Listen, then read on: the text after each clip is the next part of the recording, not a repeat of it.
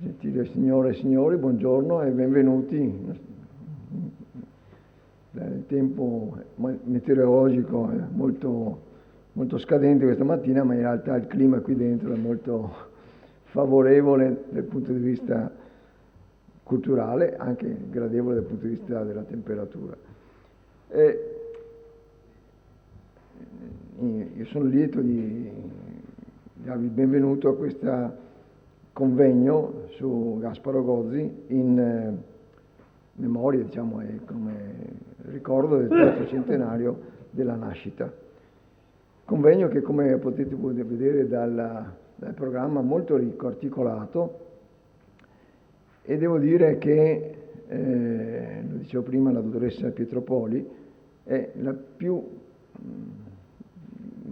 articolata e ricca iniziativa che l'Istituto abbia potuto produrre in quest'anno accademico, grazie al finanziamento che la Regione ha dato a questa celebrazione, così come negli anni precedenti per la celebrazione del centenario di Algarotti e il centenario di Rizzi Zannoni, che si è svolto appunto all'inizio di quest'anno.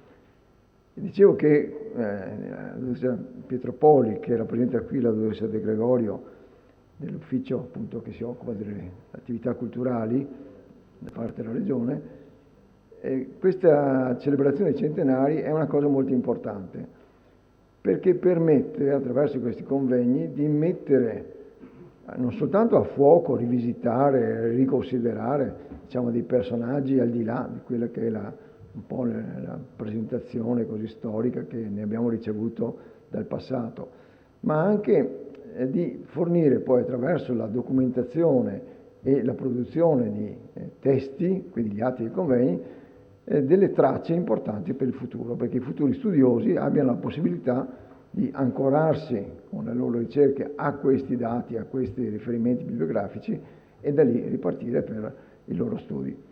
Quindi grazie alla Regione non è soltanto come una cosa d'occasione per il fatto che ha finanziato generosamente questa iniziativa, ma perché questo finanziamento generoso ha consentito di fare delle cose che magari non si potevano fare, per esempio di produrre questo DVD con tutte quante le copie della Gazzetta, che è una cosa certamente molto importante, e per fortuna questa cosa verrà poi distribuita alle biblioteche del Veneto.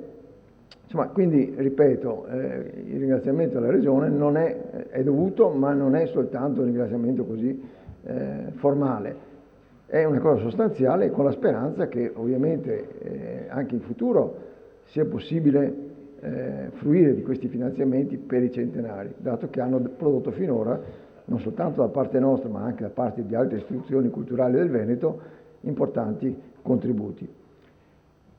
Detto questo, io desidero ringraziare ovviamente il Comitato regionale per le celebrazioni, che è molto ricco e articolato, e poi il Comitato scientifico organizzatore composto da Mario Pastore Stocchi, Carmelo Alberti, Giuseppe Gullino, Mario Messinis, Anna Zani Cavina, Gilberto Pizzamiglio, che ringrazio in particolare perché lui ha contribuito in maniera molto importante a questa realizzazione, e Gian Domenico Romanelli.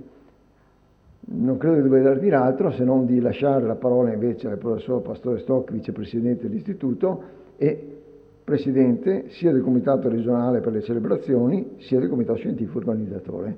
Grazie. Prego.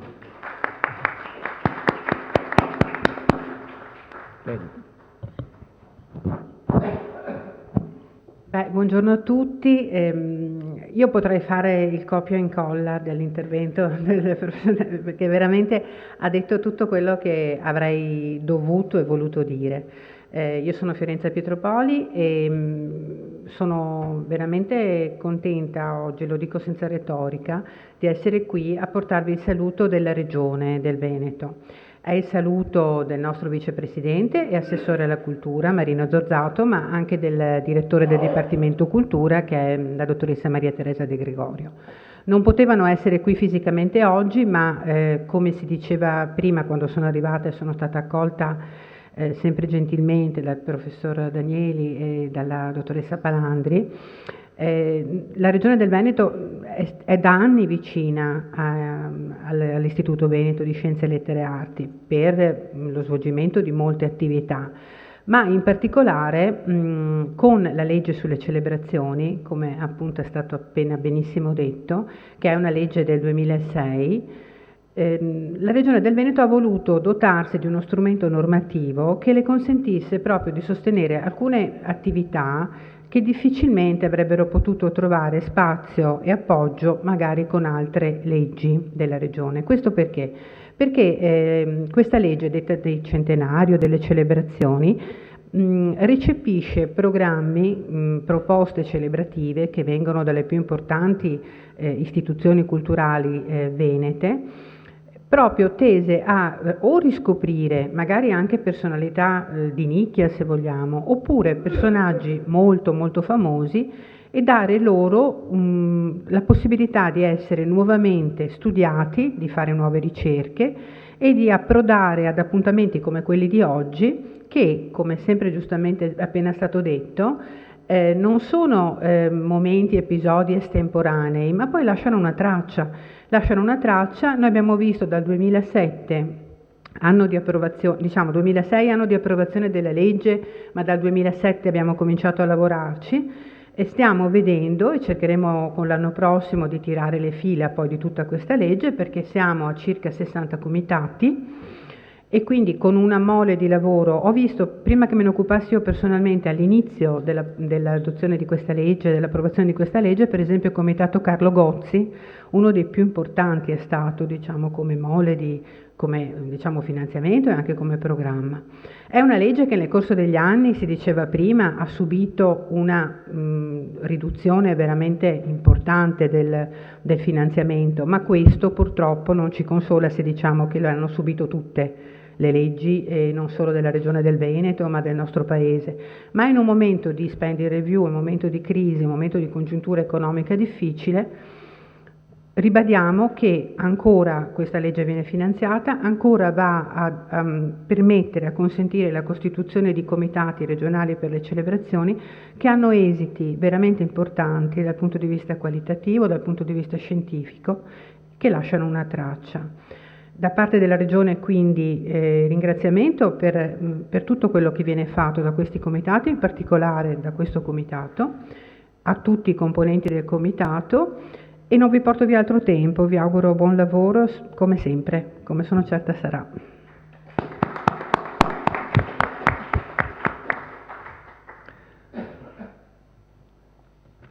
Ringrazio per queste parole che mi riportano alle molte occasioni che abbiamo avuto di incontrarci in Regione progettando iniziative da Petrarca, a Goldoni, Algarotti, Gozzi, che hanno avuto, come spero avrà questa odierna, un esito molto fausto e ci hanno confermato nella gratitudine per un atteggiamento che è stato sempre di grande apertura per questi lavori di alto livello culturale, forse non molto popolari, nel senso che si rivolgono a persone interessate ai grandi fatti della cultura, ma che alla fine scavano in profondo e fondano più solidamente quella che è anche l'identità culturale vera della Regione. A ciò l'Istituto Veneto collabora con massimo piacere e anche così con la disponibilità a proseguire proprio su questa linea. Ci occuperemo in queste 2 giornate di Gasparo Gozzi e della sua famiglia. Ciò che ci sarebbe da dire su questo tema lo diranno i relatori, quindi non vorrei aggiungere molto. Vorrei sottolineare un fatto molto singolare, che molti convegni organizzati anche qui presso l'Istituto Veneto relativi a figure importanti della cultura veneta, del passato e del presente, facciano riferimento alle famiglie Io ricordo un convegno, la famiglia dei Barbaro, per esempio. Si parla dei Foscari, si potrebbe parlare dei Pisani, oggi parliamo dei Gozzi. Cioè questo carattere singolare della famiglia nobile veneziana che si segnala non soltanto per solidarietà di sangue, ma anche proprio per solidarietà di cultura, diventando attraverso i suoi membri o le sue generazioni protagonista anche di fatti culturali importanti. E la famiglia Gozzi è esemplare, per questo abbiamo voluto sottolineare il riferimento alla famiglia. Il più bizzarro dei componenti, e cioè Carlo Gozzi, almeno il più bizzarro in apparenza, così un po' ironicamente disse che nella sua famiglia tutti quanti coltivavano le lettere, ed era vero. Si riferiva al fratello maggiore Gasparo, il più noto, ma anche alla cognata Luisa Bergalli, altra letterata importante. Tutti, sia per la loro attività appunto di scrittori, di animatori, di iniziative, la pubblicazione della Gazzetta Veneta, dell'Osservatore Veneto, il Gozzi testimone di vicende, testimone ammuntolito e amareggiato della caduta della Serenissima Repubblica, tutti su posizioni conservatrici, specialmente Carlo, però anche individualmente figure talmente interessanti da diventare a loro volta protagonisti di una letteratura che parla di loro. Io ricordo il dramma di Renato Simoni, un dramma del Novecento che parla appunto soprattutto di Gaspare Gozzi. Su Carlo e Gaspare Gozzi, un romanzo interessante, è un romanzo di Calzini, la commediante veneziana relativa all'affare Grattarol, che forse qualcuno conosce. Di Luisa Bergalli si occupò un altro scrittore del Novecento, Panzini, Alfredo Panzini, scrivendo su di lei un romanzo, La sventurata Irminda. Irminda era il nome arcadico di Luisa Bergalli. Quindi figure interessanti sotto il profilo culturale, ma anche interessanti sotto il profilo umano, tanto da diventare a loro volta protagonisti di drammi e di romanzi. E si è sorpresi quando passando dalla loro opera, di tutti, di Gaspare, di Carlo, di Luisa, che è spesso molto profondamente intinta di umori ironici, fino al burlesco nel caso di Carlo Gozzi, basta pensare alla Marfisa bizzarra, ma comunque tutti con una profonda vocazione all'umorismo, erano poi persone individualmente infelici, tormentate. Gaspare Gozzi, come sapete, tentò il suicidio, lo tentò cercando di ammazzarsi davvero, non ci riuscì, ma fu un momento di disperazione. Carlo Gozzi sicuramente non perfettamente sereno fino alla fine, Luisa Bergalli infelice, schiacciata fra marito e cognato. Di tutti questi aspetti, da diversi punti di vista e secondo varie competenze, parleranno oggi e domani i relatori di questo convegno, ai quali non mi resta che dare la parola dichiarando ufficialmente aperto il convegno su Gaspare Gozzi e la sua famiglia. E lo apre da par suo Giuseppe Gullino, il quale ci parlerà dei rapporti sociali della famiglia Gozzi. Grazie. Ecco, inizio subito chiedendo scusa, non parlerò dei rapporti sociali della famiglia Gozzi. Mi smentisci subito. Ma parlerò del solo Gasparo. Allora, seguo un ordine cronologico all'inizio, ricordando che la famiglia Gozzi era di origine ragusea, i Gozzi sono nobili di Ragusa, l'attuale Dubrovnik, trasferiti a Bergamo sin dal 300, poi a Venezia, negozianti di seta. Li troviamo patrizi nella seconda metà del 600 e questo è il punto appunto che volevo indicare. Si vedrà poco o nulla di quest'albero. Diciamo questo, che nelle fonti può essere fonte di fraintendimento il fatto che vengono definiti patrizi.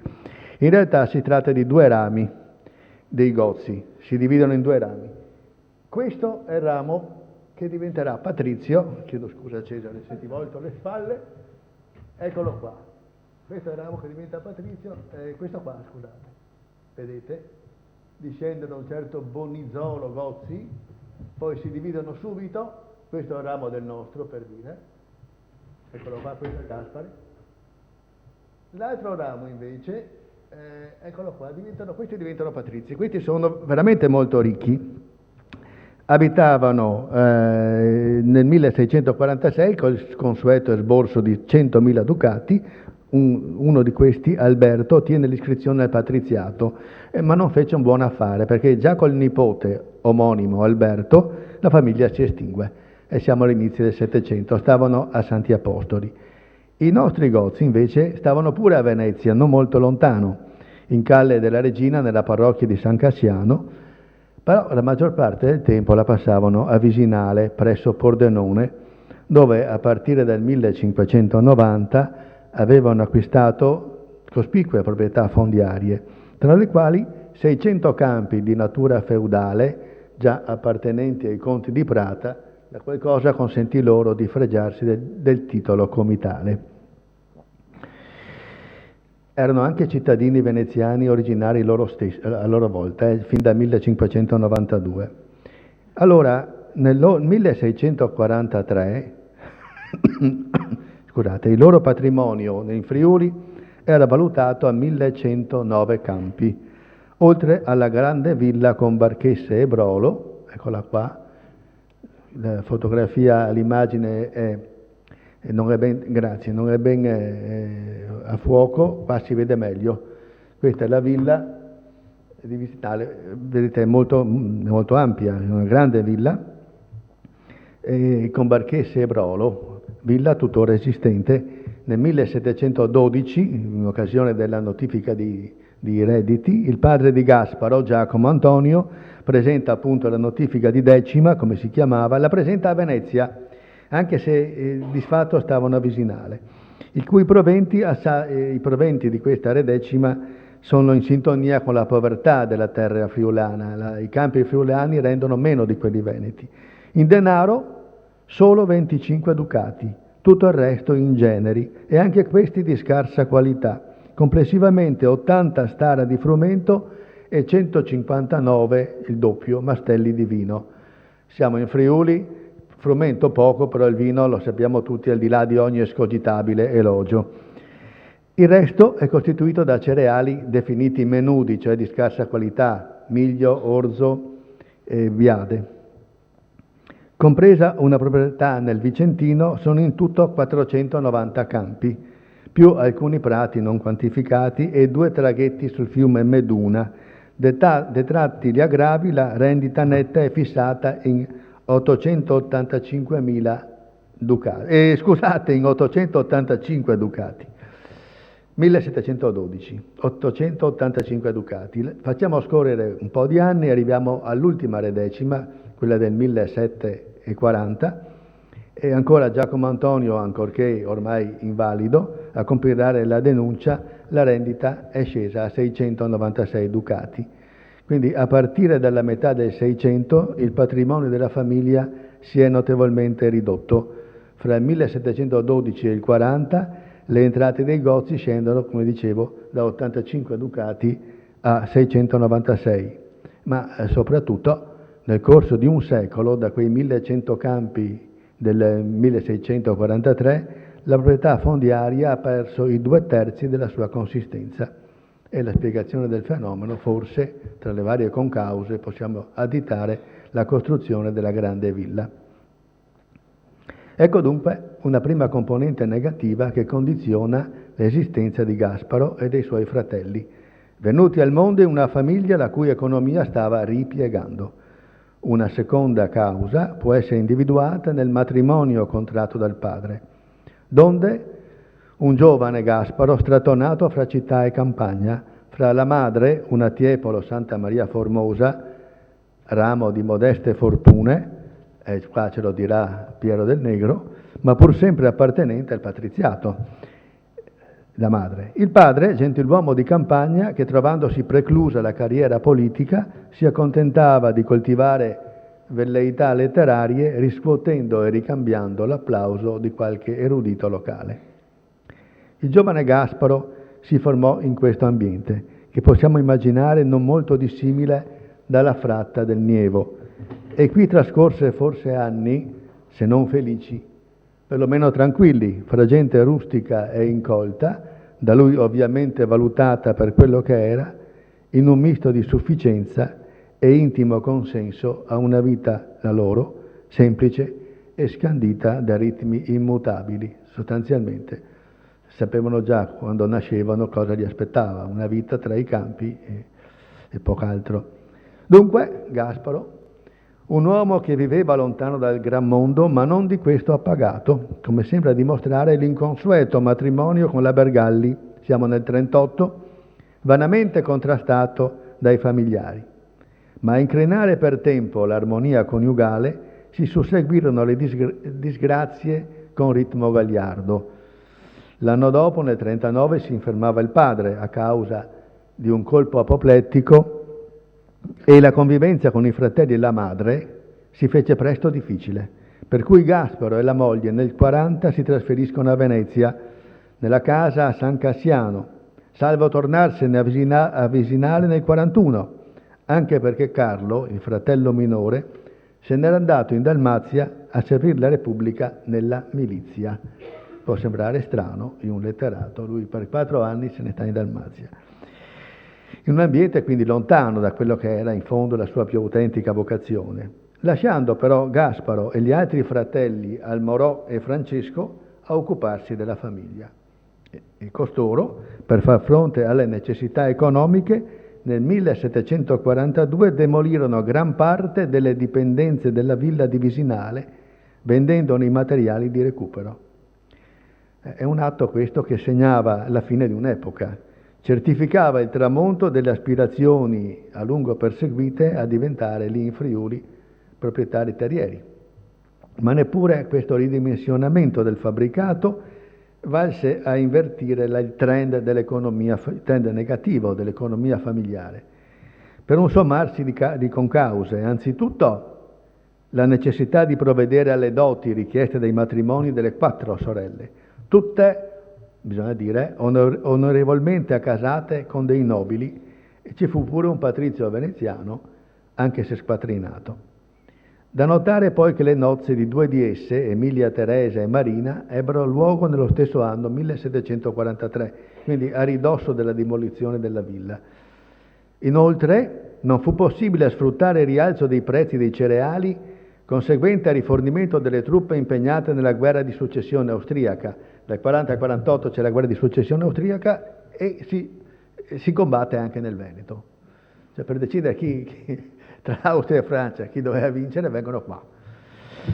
E dicevo che, perché la presenza di queste milizie comportava ovviamente il rifornimento di derrate, che gli invasori pagarono. Venezia aveva ancora quel minimo con Napoleone, non succederà.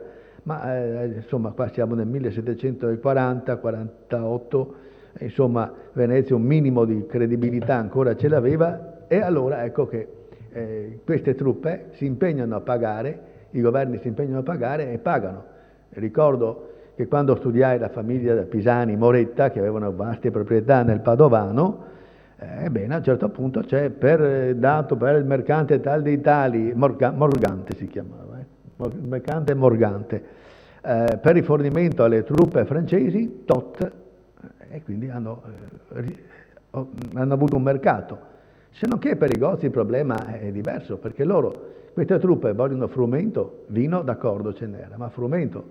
Mentre abbiamo visto che le terre di Visinale rendevano 80 stara di frumento, assolutamente poteva bastare per la tavola dei padroni di casa e poco più. Tutto il resto erano cereali non conservabili, cioè i menudi, e di conseguenza questi qua non li volevano. Il soldato è una persona che non produce niente, distrugge e basta. E va rifornito di tutto, vestiti, acquartieramento, cibo, e quindi il cibo doveva essere sufficiente per consentire a queste truppe eventualmente di combattere almeno peggio. Bene, quindi neanche questa congiuntura, che fu sfruttata da molti proprietari fondiari del Veneto, servì ai Gozzi, perché appunto le loro terre producevano generi derrate di scarsa quantità. Donde il precipitare degli eventi, il susseguirsi delle vendite di campi, la disgregazione del nucleo familiare. Nel 1942 Gasparo lascia Visinale e si trasferisce definitivamente a Venezia, in quella parte della casa San Cassiano che gli era rimasta, perché la maggior parte era stata venduta, pure questa.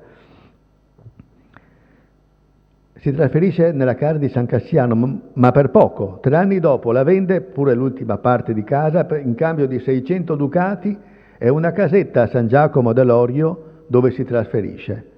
Nel 1945 la morte del padre segna la fine dell'ultimo legame che ancora teneva uniti i fratelli, sicché Carlo e Almorò se ne andarono ognuno per proprio conto, mentre Francesco non fu capace neppure di questo e rimase a Visinale a badare al poco che restava.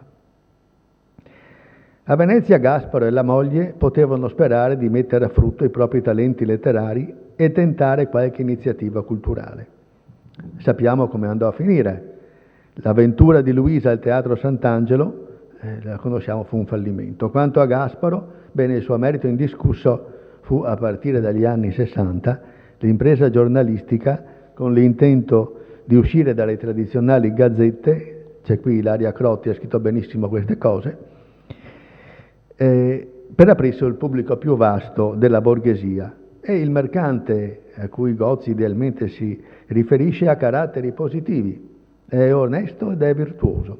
In fondo, fatta la tara e i risvolti caricaturali, non siamo molto lontani dalla tipologia dei rusteghi di Goldoni e di altre sue commedie. Eccoci dunque di fronte a un limite di fondo di Gasparo. Pur conoscendo le opere degli illuministi, non le fece proprie.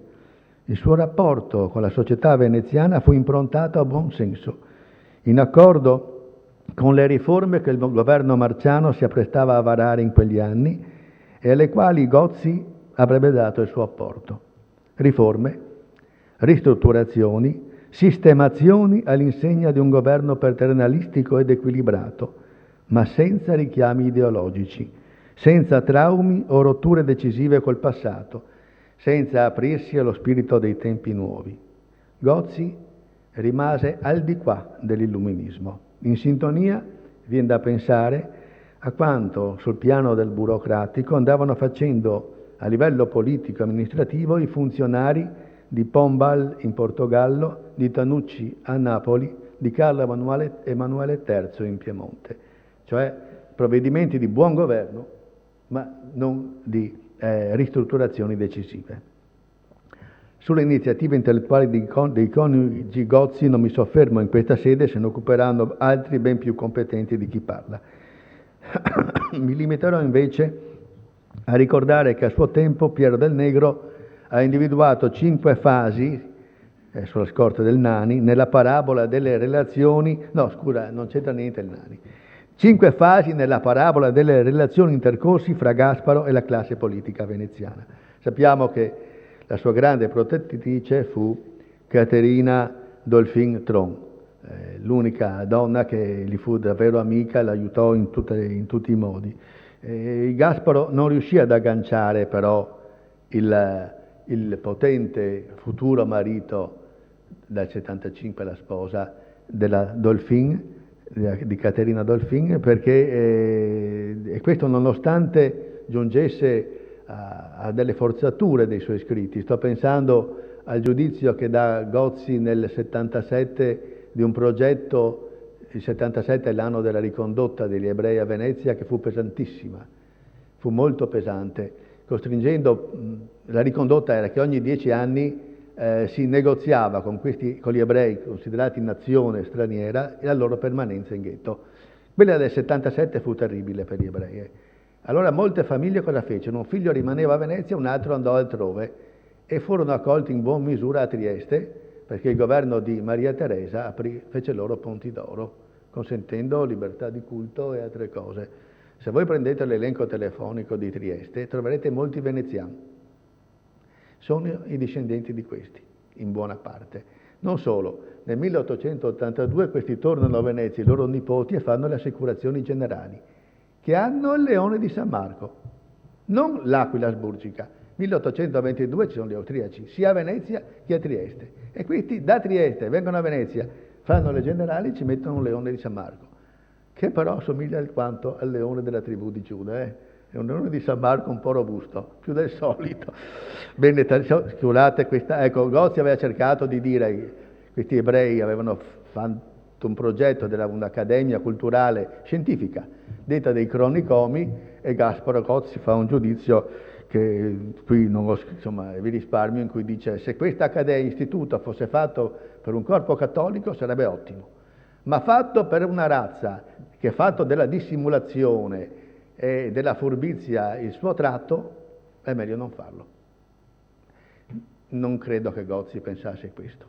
Lo ha fatto per favorire, per rendere un omaggio a Tron, che era stato l'artefice di questa ricondotta penalizzante verso gli ebrei, nell'intento però non di colpire gli ebrei, ma di rivitalizzare l'asfittico commercio dei veneziani. Questi rapporti, allora, con il patriziato e il conseguente inserimento in talune magistrature dipendenti dai riformatori dello studio di Padova, cioè il Ministero della Pubblica Istruzione, diedero visibilità a Gasparo, ma non la tranquillità economica né tantomeno quella psicologica, come dimostra l'incessante peregrinare da un punto all'altro della città alla ricerca di abitazioni sempre diverse. San Cassian 1742, San Giacomo dell'Orio 45, ancora San Giacomo dell'Orio ma in Campiello delle Stroppie nel 48, nel 56 a Sant'Angelo, mentre la famiglia si era spostata a San Tomà. A San Polo, fondamento dei Savoneri nel 60, 5 anni dopo nel 65 a Santa Maria Zobenigo, nuovamente con la famiglia, cioè con la Bergalli e i figli. A Sant'Angelo in Calle della Madonna nel 79. Infine a Padova incontrare i Vignali presso il Santo da partire dall'82, gli ultimi anni. Quindi uno spirito inquieto, come agitata fu la sua vita sentimentale. Le nozze con una donna più matura di lui, poi l'amicizia un po' equivoca con Marianna Mastraca, quindi con Sara Sené, credo che si pronunci così, era francese. Un legame questo che sfocerà nel matrimonio alla fine, dopo che la Bergalli con tocco squisito lo aveva reso vedovo. E alla fine, a far scorrere questi dati, quanto sono col tempo, scusa? Vai. Mi viene in mente una battuta calcistica, non so se vi ricordate, c'era un'ala a sinistra dell'Inter Jair, anni 70, eccezionale, velocissimo, c'era Napoli-Inter. A un certo punto Jair, che era velocissimo, buttò la palla avanti a sé 20 metri, fece una volata e arrivò quasi davanti alla porta, e dalla tribuna del Napoli uno spirito napoletano disse: vai che tira una bella falcata. Questo si è piegato e non ha segnato. Bene, chiedo scusa. Allora, a far correre questi dati si ricava l'impressione, cioè di Gasparo, di un uomo che corre, se mi passate appunto il paragone calcistico, dietro una palla, che però è sempre 10 metri davanti a lui. Donde il ripiegamento senile, il rifugire del mondo, della stessa società veneziana così a lungo osservata, analizzata, descritta e servita anche nei progetti in gran parte realizzati del sistema scolastico. Qualcuno potrà dire: ma come mai i riformatori dello studio di Padova affidarono la riforma del sistema scolastico, e sentiremo del Negro su questo, a uno che non era un pedagogista? Appunto, visto i guasti che i nostri pedagogisti hanno prodotto al sistema scolastico italiano da 50 anni in qua, hanno fatto benissimo a scegliere uno che non c'entrava. Nel 77, mi avvio a concludere, Gasparo si trasferì per qualche mese a Padova, nella casa appunto di Caterina Dolfin, in quel prato della valle che Andrea Memmo stava recuperando al contesto urbano nel 76, un anno prima. Qui, il 25 luglio, egli tentò il suicidio. Era ormai un déraciné. Ascoltiamolo confidarsi con un anonimo corrispondente il 16 novembre 1781. Io sono stato sempre in Venezia ridotto senza un amico e quasi senza un conoscente. Pensate voi la bella vita che ho fatta. Andar fuori di casa e come? con le gambe di capecchio, cioè di legno, con la testa di nebbia. Venti, piogge, freddi, scirocco, tutto in un giorno. Ricarava la dose qualche mese dopo. È il 24 giugno dell'82, sono passati solo pochi giorni dalla festa del Santo, il 13 giugno è festa a Padova, in occasione della quale i veneziani si trasferivano in buon numero a Padova per la festa. Così allora scriveva Gozzi, sempre a uno sconosciuto amico veneziano da Padova: questa Venezia è sempre stata la mia rovina, ora più che mai. Ella mi pare un deserto e peggio. Voi però, rimasto a Venezia con poca gente, perché erano tutti a Padova, siete pieno di agio da scrivere. Io, assordato dagli strepitosi cocchi, dalle rumorose frustate, trovomi sempre sbalordito. Nell'82 Gasparo aveva 69 anni. A quell'età oggi per solito ci si sente ancora attivi, guardate qua i presenti, mentre lui parlava di sé come di un vecchio arnese. Siamo a Padova, una città, si badi, il cui ruolo e peso specifico a fine Settecento tendono ad aumentare all'interno dello Stato veneto, e non solo dal punto di vista culturale, sì che non è forzatura parlare, sullo scorcio della plurisecolare esistenza della Serenissima, di un riequilibrio di rapporti con la capitale. Allora lasciamo scorrere una manciata di anni e ascoltiamo un'altra testimonianza. Si tratta di una fonte imparziale. L'abate romagnolo Giuseppe Compagnoni, quello che inventerà il tricolore a Modena, a Reggio Emilia nel 96, che nel giugno dell'87 invece era ancora abate, giunto a Padova a seguito della marchesa Bentivoglio d'Aragona, così descrive l'invasione della città che ogni anno si ripeteva da parte degli abitanti della laguna, perlomeno di quelli che potevano permettersi la trasferta.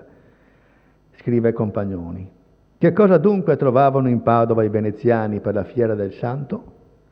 Trovavano se medesimi, ma ivi né toga, né parrucca, né tabarro per gli uomini, né le gentilò donne erano obbligate, uscendo a piedi, a vilupparsi nel nero zendaletto.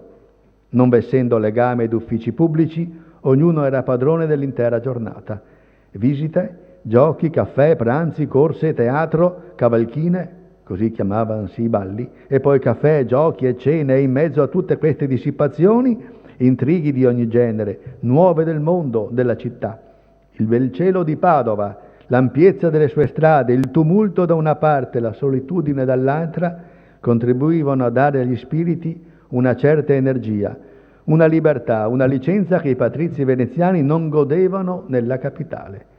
In quel tempo i signori padovani ritiravasi alle loro campagne, aborrendo la presenza dei loro padroni, la cui profusione, il cui lusso era, ai loro occhi, più umiliante che la considerazione stessa del grado tanto superiore. A Padova la tradizionale diffidenza veneziana dunque era tutt'altro che finita, se non che il motivo del contendere non è più il predominio politico ma quello sociale. Ora a fare la differenza sono le ricchezze, il tenore di vita, il lusso.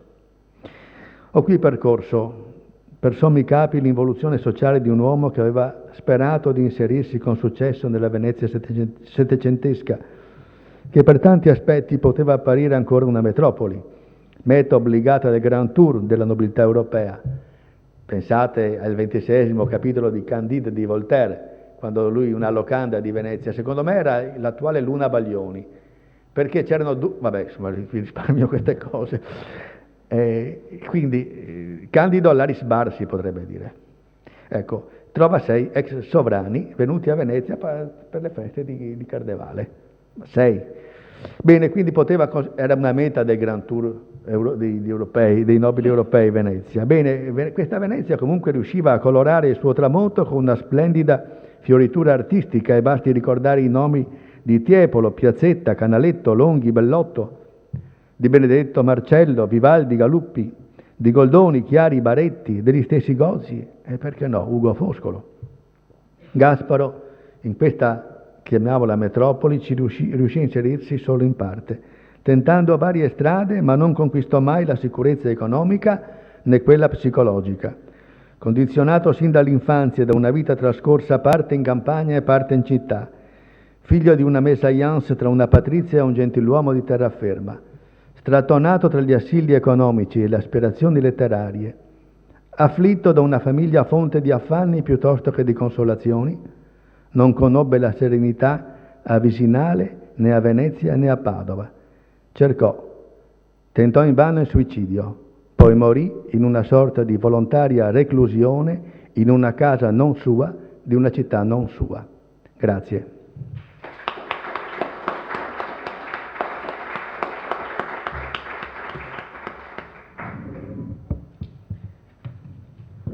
Credo che dobbiamo essere tutti grati a Giuseppe Gullino per aver fatto rivivere questa dimensione umana, soprattutto di Gaspare Gozzi, ma che si spiega anche con l'interazione del fratello Carlo e della moglie Luisa, e con queste ultime parole che così sono di umana simpatia verso un'umanità complessa, piena di ombre, eppure affascinante, che conferma poi, e lo accennavo prima, questo strano connubio che spesso si verifica fra vocazione all'umorismo, allo sguardo ironico e sorridente sull'ambiente, e d'altra parte il tormento, l'angoscia, la percezione di essere sradicati, appunto. E questo anche spiega la fortuna letteraria di figure così importanti. Mi veniva in mente che,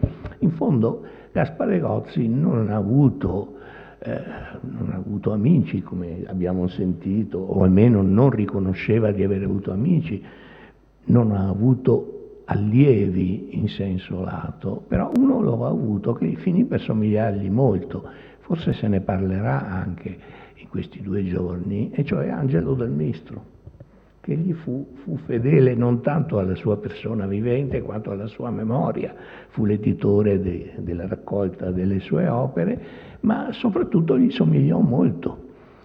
Nella sua parabola, da abate settecentesco a Venezia a parroco di campagna, molto scontento nel territorio trevigiano.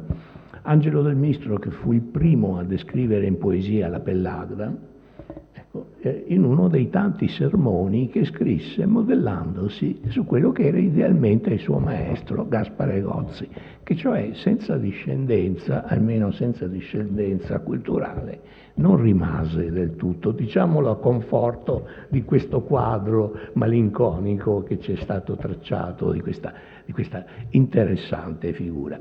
Poi un ringraziamento dobbiamo anche a Gullino per il rigoroso rispetto dei tempi, anzi addirittura